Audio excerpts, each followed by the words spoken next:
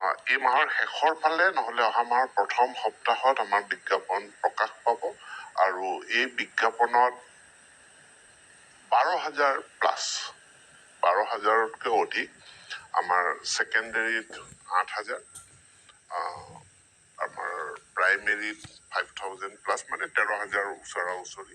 আৰু যিহেতু আমি প্ৰস্পেক্টিভলি ল'ম, অৰ্থাৎ এতিয়া আমি শিক্ষা হেতুৰ পৰা যিখিনি কোনে কোনে ৰিটায়াৰমেণ্টত যাব সেই তথ্যখিনি আমি পাই আছো, গতিকে সেইখিনিকো আমি ইয়াত অন্তৰ্ভুক্ত কৰিম। কাৰণ সেইখিনিকো যিহেতু আমি অন্তৰ্ভুক্ত কৰিলে আমাৰ যথেষ্টখিনি সুবিধা হ'ব, যে আমি তেওঁলোকক আমি ৰখি থাকিব নালাগে। আৰু প্ৰায় মোৰ শিক্ষা হেতুৱে দেখুৱাই আছে যে 10,000 শিক্ষক অহা 6 মাহৰ ভিতৰত ৰিটায়াৰমেণ্টত যাব।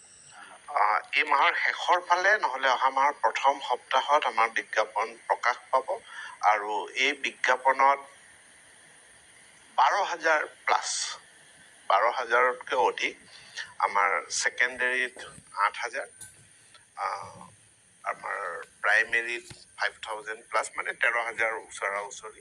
আৰু যিহেতু আমি প্ৰস্পেক্টিভলি ল'ম, অৰ্থাৎ এতিয়া আমি শিক্ষা হেতুৰ পৰা যিখিনি কোনে কোনে ৰিটায়াৰমেণ্টত যাব সেই তথ্যখিনি আমি পাই আছো, গতিকে সেইখিনিকো আমি ইয়াত অন্তৰ্ভুক্ত কৰিম।